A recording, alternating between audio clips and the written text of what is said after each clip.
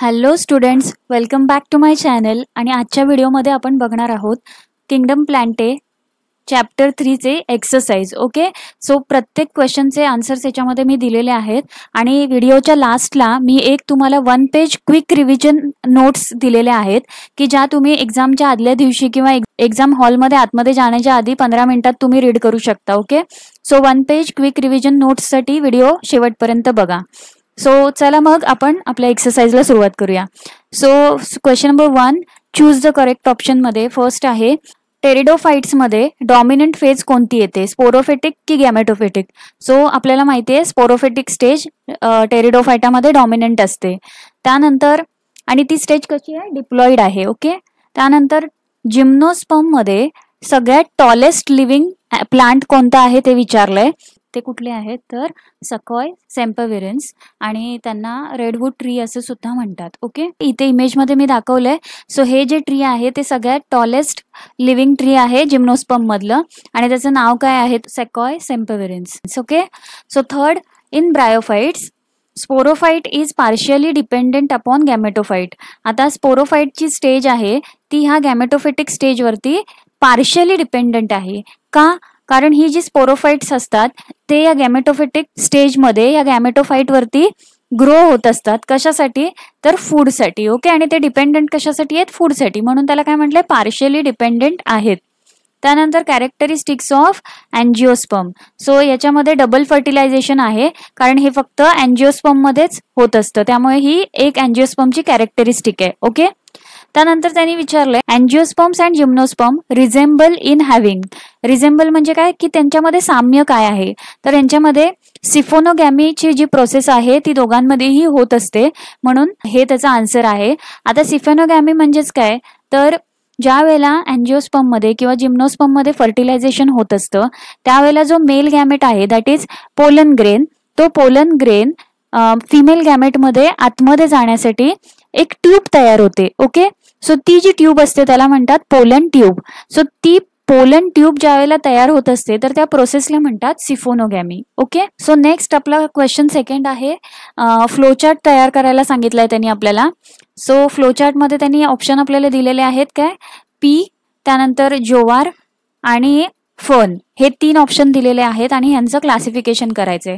So ह्या क्लासिफिकेशनमध्ये मी काय केलंय, किंगडम दिलेला आहे, सब किंगडम दिलेला आहे आणि डिव्हिजन आणि क्लास. ओके, सो पी म्हणजेच काय तर मटार. ओके, पी, जोवार आणि फर्न तिघांचेही किंगडम प्लांटे आहेत. त्यानंतर सब किंगडम काय आहेत तर पी हे सीड प्रोड्युसिंग प्लांट आहे कारण मटार हे स्वतः एक सीड आहे, जोवार पण सीड आहे म्हणजे ज्वारी, आणि फर्नला सीड्स नाहीयेत म्हणून फर्न काय झाला सब किंगडम क्रिप्टोगॅम, आणि जोवार आणि पी काय झाला फेनेरोगॅम कारण ते सीड प्रोड्युसिंग आहेत. आता मटारच्या दाण्याचं जर कव्हर काढलं तर त्याची जी सीड आहे ती आपोआप 2 तुकड्यांमध्ये सेपरेट होते. सो त्याचा क्लास काय झाला डायकॉटिलिडॉन, आणि डिव्हिजन काय झालं, डायकॉटिलिडॉन कशामध्ये येतं अँजिओस्पर्म मध्ये, म्हणून डिव्हिजन काय झालं अँजिओस्पर्म. सो तसं जोवारची सीड जर तुम्ही घेतलीत तर त्याचे 2 तुकडे नाही होत म्हणून ते काय झाले, क्लास काय झाला त्याचा मोनोकॉटिलिडॉन आणि डिव्हिजन अँजिओस्पर्म. आणि तेच फर्नचं जर तुम्ही बघाल तर डिव्हिजन क्रिप्टोगॅम्समध्ये टेरिडोफायटाचं एक्झाम्पल आहे फर्न. सो इथे डिव्हिजन टेरिडोफायटा आणि क्लास त्याचा आहे Pteropsida. Okay, so next complete the following table. So हा टेबल त्यांनी आपल्याला दिलेला आहे अर्धवट. सो त्याच्यामध्ये क्लोरोफायसिया, फायोफायसिया आणि रोडोफायसिया हे तिन्ही फूड कसे स्टोअर करतात, सेल वॉल कशी आहे आणि मेजर पिगमेंट्स काय आहेत त्यांच्यामध्ये. आता मेजर पिगमेंट्स आपल्याला माहिती आहे क्लोरोफायसिया आहेत ते फूड कशामध्ये स्टोअर करतात, in the form of starch. त्यानंतर फायोफायसिया इन द फॉर्म ऑफ मॅनिटॉल आणि लॅमिनारिन. त्यानंतर रोडोफायसिया जे आहेत ते स्टार्चच्याच फॉर्ममध्ये फूड स्टोअर करतात, पण त्या स्टार्चचा टाईप कोणता आहे तर फ्लोरिडियन. ओके, फ्लोरिडियन स्टार्च आहे. त्यानंतर सेल वॉल कशी आहे तर ग्रीन अल्गेची सेल्युलोज पासून बनलेली आहे. फायोफायसियाची सेल वॉल सेल्युलोज आणि अल्जिन ह्या 2 कंपाऊंड्स पासून बनलेली आहे, आणि रोडोफायसियाची जी सेल वॉल आहे ती सेल्युलोज आणि पिक्टिन याच्यानी बनलेली आहे. ओके, त्यानंतर ह्याच्यामध्ये मेजर पिगमेंट्स कोणते आहेत म्हणजे कलर्स कोणते आहेत. सो ग्रीन अल्गेमध्ये आपल्याला माहिती आहे क्लोरोफिल आहे, त्यानंतर क्लोरोफिल ए आहे आणि बी आहे, ओके, ग्रीन ॲल्गेमध्ये. त्याचप्रमाणे फायोफायसियामध्ये क्लोरोफिल ए आणि सी आहे. त्याचबरोबर फ्युकोझॅन्थिन आहे, ज्याच्यामुळे त्याला ब्राऊन कलर येतो, ओके.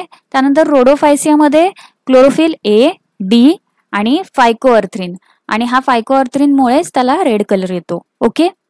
सो नेक्स्ट डिफरन्स विचारलाय त्यांनी डायकॉटिलिडॉन आणि मोनोकॉटिलिडॉन मधला.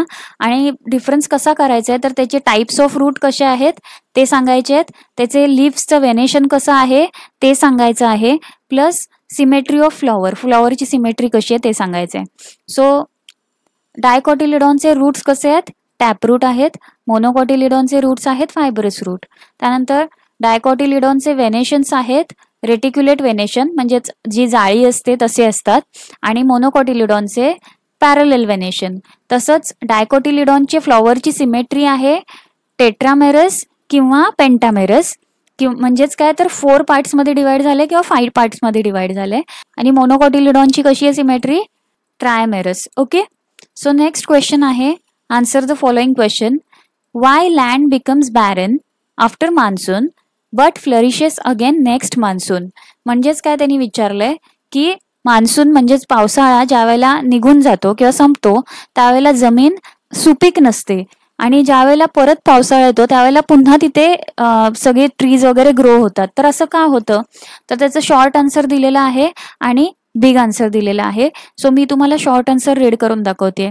त्याचं कारण काय आहे तर many plants produces spores or seeds. काही प्लांट्स काय करतात, स्पोर प्रोड्यूस करतात आणि काही सीड्स प्रोड्यूस करतात. ते सॉइलमध्ये तसेच्या तसे पडून राहतात, ओके. ड्राय सीझन ज्या वेळेला असतो, समर सीझन, त्यावेळेला हे सीड्स किंवा स्पोर्स तसेच्या तसे मातीमध्ये पडून असतात, आणि ज्या वेळेला पाऊस येतो त्यावेळेला ते पुन्हा जर्मिनेट होतात आणि ग्रो होतात, ओके.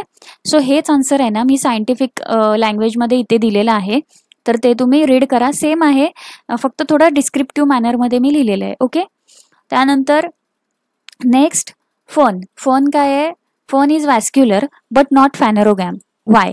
आता त्यांनी सांगितले फर्न जे प्लांट आहे ते वॅस्क्युलर आहे, म्हणजेच त्याच्यामध्ये झायलम फ्लोएम आहेत, पण ते फॅनरोगॅम नाही आहे. आता फॅनरोगॅम म्हणजे काय, सीड प्रोड्युसिंग. आता सीड प्रोड्युसिंग का नाही आहे असं त्यांनी क्वेश्चन विचारलंय. सो फर्न त्याच्याकडे झायलम फ्लोएम आहेत, it has झायलम phloem, but it reproduce by spores. पण त्याचं रिप्रोडक्शन कसं होतंय, स्पोर्सनी होतंय, नॉट बाय सीड्स. आणि फॅनेरोगॅम्स कसे असतात, सीड बेअरिंग प्लांट्स आहेत. मग फर्नकडे सीड्स नाही आहेत म्हणून तो फॅनेरोगॅम्स नाही असू शकत, okay. So fern is not phanerogam. का? कारण त्याच्याकडे सीड्स नाही आहेत. हे बिग आन्सर मी इथे दिलेलं आहे थोडं डिस्क्रिप्टिव्ह मॅनरमध्ये. Third, chlamydomonas and sargassum. Chlamydomonas and sargassum both are algae. त्यांनी काय सांगितले, हे दोन्हीही काय आहेत, एल्गे आहेत, आणि ते सेम ग्रुपमध्ये येतात. का येत असतील? आता त्यांनी असा क्वेश्चन का विचारलाय, कारण क्लॅमेडोमोनाज आहेत ना, हे खूप मायक्रोस्कोपिक असतात, म्हणजे आपल्याला आपल्या डोळ्यांनी दिसत नाहीत, ते आपल्याला मायक्रोस्कोप खाली बघावे लागतात. आणि सार्गॅसम जे आहेत ते आपल्याला आपल्या डोळ्याने दिसतात, म्हणजे मोठे असतात ते, आणि तरी सुद्धा ते सेम ग्रुपमध्ये कसे काय येतात. तर त्याचा आन्सर असं आहे की दोघांकडेही क्लोरोफिल आहे, म्हणजेच ते ग्रीन आहेत. आता ॲल्गे आहेत म्हटल्यावरती ग्रीन असणार आहेत, म्हणजेच क्लोरोफिल आहे. त्यानंतर ॲक्वॅटिक आहेत आणि दोघेही फोटोसिंथेसिस परफॉर्म करतात, आणि म्हणून ते एकाच ग्रुपमध्ये येतात, ओके. सो इथे बिग आन्सर पण दिलेला आहे मी same. Chlamydomonas and sargassum process chlorophyll pigment. म्हणजेच काय तर ह्याच्याकडे क्लोरोफिल आहे. Prepare their own food through photosynthesis. Both are aquatic organism mostly living in fresh water or marine water. म्हणजे हे बघा, हे मी शॉर्ट आन्सर जे आहे तेच थोडंसं डिस्क्रिप्टिव्ह मॅनरमध्ये दिलेलं आहे, ओके. सो एक्झाममध्ये तुम्हाला हवेत तसं तुम्ही लिहू शकता. क्वेश्चन नंबर 6 आहे, growth of maize plant does not increase. Why? आता ग्रीथ म्हणजे काय तर त्याची जाडी किंवा थिकनेस म्हणू शकतो आपण ग्रीथला. सो मेज प्लांट म्हणजेच मक्याच्या झाडाचं जे स्टेम आहे त्याची थिकनेस का नाही वाढत, ओके.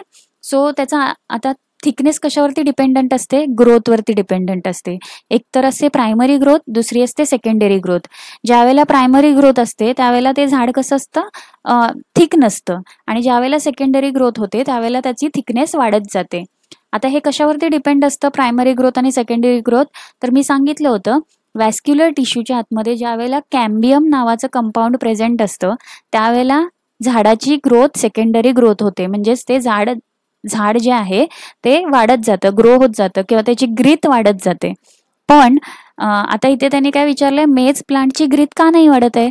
म्हणजेच याचा अर्थ काय, तर मेज प्लांटच्या व्हॅस्क्युलर टिश्यूमध्ये कॅम्बियम अब्सेंट आहे आणि म्हणून त्याची सेकंडरी ग्रोथ होत नाहीये. सो हे त्याचं रिझन आहे. सो आपण आन्सर वाचूया.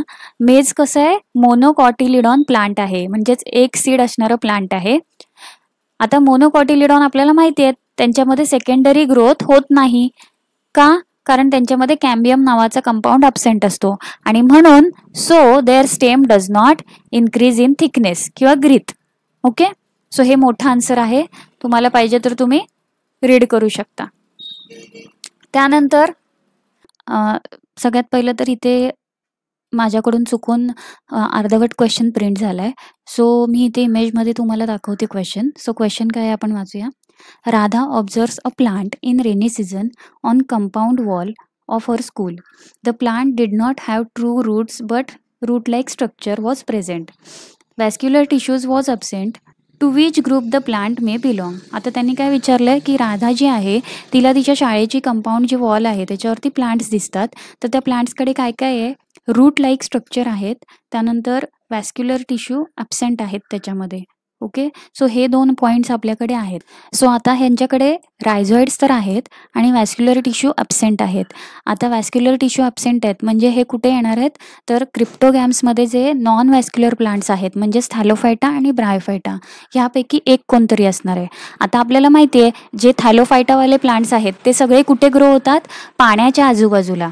पण इथे त्यांनी काय सांगितलंय, तिला कुठे दिसले, तर वॉलवरती दिसलेत, शाळेच्या कंपाऊंड वॉलवरती. तिथे पाणी नसतं, मग रेनी सीझन असल्यामुळे ती भिंत ओली झालेली असते, म्हणजे थोड्याफार प्रमाणात पाणी असतं. सो आपल्याला माहिती आहे की थॅलोफायटावाले जे प्लांट्स आहेत त्यांना भरपूर प्रमाणात पाणी लागतं. सो इथे थॅलोफायटा तर नाही आहे, मग आता उरलं कोण, तर ब्रायोफायटा. ओके, म्हणून याचा आन्सर काय आहे, इट बिलॉंग्स टू ब्रायोफायटा. आणि एक्झाम्पल दिलं त्याचं मॉस किंवा फ्युनारिया. ओके, सो हे मोठं आन्सर आहे जे तुम्ही लिहू शकता. क्वेश्चन नंबर 8 आहे, ड्रॉ नीट लेबल डायग्राम. आता डायग्राम्स त्यांनी सांगितलेले आहेत ड्रॉ करायला. कोणत्या कोणत्या आहेत, स्पायरोगायरा, क्लॅमेडोमोनास, फ्युनारिया, नेफ्रोलिफिस आणि हॅप्लॉन्टिक अँड हॅप्लोडिप्लॉन्टिक लाईफ सायकलची डायग्राम विचारली. सो ह्या डायग्राम्स तुम्हाला कुठेही मिळतील, सो मी इथे दिलेल्या नाही आहेत. जाऊया आपण आपल्या नेक्स्ट क्वेश्चनकडे. त्यांनी सांगितलं आयडेंटिफाय द प्लांट ग्रुप. आता त्यांनी हे फीचर्स दिलेले आहेत आणि त्याच्यावरून प्लांटचा ग्रुप आयडेंटिफाय करायचा आहे. इथे मी एक्स्ट्रा तुम्हाला एक्झाम्पल्ससुद्धा दिलेले आहेत. Okay, seed producing plants. Seed producing plants आपल्याला माहिती आहेत कोण आहेत, जिम्नोस्पर्म आणि अँजिओस्पर्म्स. सो प्लांट ग्रुप कोणता येणार आहे, जिम्नोस्पर्म आणि अँजिओस्पर्म. इथे तुम्ही फेनरोगॅम्ससुद्धा लिहू शकता. ओके, त्यानंतर एक्झाम्पल त्याचा आहे सायकस किंवा मँगो. त्यानंतर सेकंड क्वेश्चन त्यांनी विचारलं आहे स्पोर प्रोड्युसिंग प्लांट. आता स्पोर्स कोण प्रोड्यूस करतं, तर सगळे क्रिप्टोगॅम्सवाले प्लांट. सो क्रिप्टोगॅम्समध्ये कोण कोण येतं, थॅलोफायटा, ब्रायोफायटा आणि टेरिडोफायटा. एक्झाम्पल आहे फ्युनारिया, फर्न. प्लांट बॉडी अनडिफरन्शिएटेड, म्हणजे त्याची बॉडी आपण डिफरन्शिएट नाही करू शकत. म्हणजेच काय, त्याला रूट्स नाही आहे, स्टेम नाही आहे, लिव्ज नाही आहेत, तर त्या रूट स्टेम लिव्जसारखे दिसणारे स्ट्रक्चर आहेत. मग हे कोणामध्ये असतं, तर थॅलोफायटा आणि ब्रायोफायटामध्ये. एक्झाम्पल आहे spirogyra. Next, plants need water for fertilization. आता फर्टिलायझेशनसाठी वॉटर कोणाकोणाला लागतं, तर ह्या तिन्ही ग्रुप्सना फर्टिलायझेशनसाठी वॉटर लागतं, थॅलोफायटा, ब्रायोफायटा, टेरिडोफायटा. आणि एक्झाम्पल आहे रिक्सिया आणि funaria. Okay, last, first vascular plant. आता हे डोळे झाकून तुम्ही म्हणू शकता टेरिडोफाइट्स, कारण आपण लक्षात ठेवलं आहे थॅलोफायटा जे आहेत ते simplest plant, Bryophyta amphibians of plant kingdom आणि टेरिडोफायटा फर्स्ट टेरेस्ट्रियल प्लांट की ज्याला व्हॅस्क्युलर टिश्यूज आहेत. ओके, असे प्लांट्स जे फर्स्ट टेरेस्ट्रियल आहेत आणि त्यांना व्हॅस्क्युलर टिश्यूजसुद्धा मिळालेले आहेत. ओके, आणि त्याचं एक्झाम्पल आहे nephrolepis. Correct and explain the diagram. त्यांनी टेक्स्टबुकमध्ये तुम्हाला डायग्राम दिली आहे, टेक्स्टबुक ओपन करा, डायग्राम बघा आणि त्या डायग्रामचं त्यांनी सिक्वेन्स आहे ना चुकीचा दिलेला आहे. ओके, आता आपण त्याचं सिक्वेन्स आन्सर वाईज लिहूयात. ओके, सगळ्यात पहिलं, the life cycle of plant shows alternation of generation. ही इमेज जी दाखवलेली आहे त्याचं नाव लिहायचं. कुठली इमेज आहे, अल्टरनेशन ऑफ जनरेशनची. आता अल्टरनेशन ऑफ जनरेशन कोणामध्ये होतं आहे, तर between haploid gametophyte and diploid sporophyte phases. So next, the sporophyte produces spores आणि ते कसे असतात, 1N म्हणजेच हॅप्लॉइड असतात आणि ते कुठल्या प्रोसेसने होत असतात तयार, तर मिओसिसच्या प्रोसेसने. स्पोरोफाइट प्रोड्युसेस स्पोर्स आणि by process of meiosis this spores germinate. आता हे जे स्पोर्स तयार झालेत मिओसिसच्या प्रोसेसने ते जर्मिनेट होतात आणि त्यांचं कन्व्हर्जन कशामध्ये होतं, गॅमेटोफाइटमध्ये म्हणजेच गॅमेटमध्ये, विच इज हॅप्लॉइड. आणि आता अजून गॅमेट पण कसे असतात, हॅप्लॉइडच असतात. स्पोर्स पण हॅप्लॉइड आहेत, गॅमेट्स पण हॅप्लॉइड आहेत. पुढे गॅमेट्सचं काय होतं, gametes produces male and female gametes आणि ते कसे असतात, अजूनही ते 1N आहेत म्हणजेच हॅप्लॉइड आहेत. आणि हे गॅमेट ज्या वेळेला तयार होत असतात त्यावेळेला ते मायटोसिसच्या प्रोसेसने तयार होत असतात. स्पोर्स मिओसिसच्या प्रोसेसने आणि गॅमेट्स मायटोसिसच्या प्रोसेसने. त्यानंतर 2 गॅमेट्स आपल्याकडे आले की त्यांचं होतं फर्टिलायझेशन. कसं होतं, तर मेल गॅमेट आणि फिमेल गॅमेट फ्यूज करतात म्हणजेच एकत्र येतात टू फॉर्म झायगोट आणि हा जो झायगोट असतो तो कसा असतो, 2N म्हणजेच डिप्लॉइड. नेक्स्ट, जो झायगोट तयार झालेला आहे तो नंतर परत न्यू स्पोरोफिटिक स्टेजमध्ये जातो बाय मायटोटिक डिव्हिजन होतं आणि ह्या झायगोटचं पुन्हा कन्व्हर्जन नवीन स्पोरोफाइट स्टेजमध्ये होतं म्हणजेच एक नवीन झाड तयार होतं जे कसं असतं, डिप्लॉइड असतं. त्यानंतर पुन्हा ह्या स्पोरोफाइटमधून स्पोर्स तयार होतात आणि मग पुन्हा पूर्ण सायकल रिपीटेडली चालू असते. So this completes 1 cycle. आता इथपर्यंत सायकल 1 कम्प्लीट झाली आणि हीच सायकल पुढे alternation between haploid and diploid generation happens. म्हणजेच काय, ह्याचं अल्टरनेशन चालूच राहतं नेहमी. So the sporophytic and gametophytic generation occurs alternately in plants आणि अशा पद्धतीने यांच्यामध्ये ह्या 2 सायकल्स चालूच राहतात. ओके, सो आपली एक्सरसाइज कंप्लीट झालेली आहे. सो आता याच्या पुढे तुम्हाला रिव्हिजनच्या नोट्स मी दिलेल्या आहेत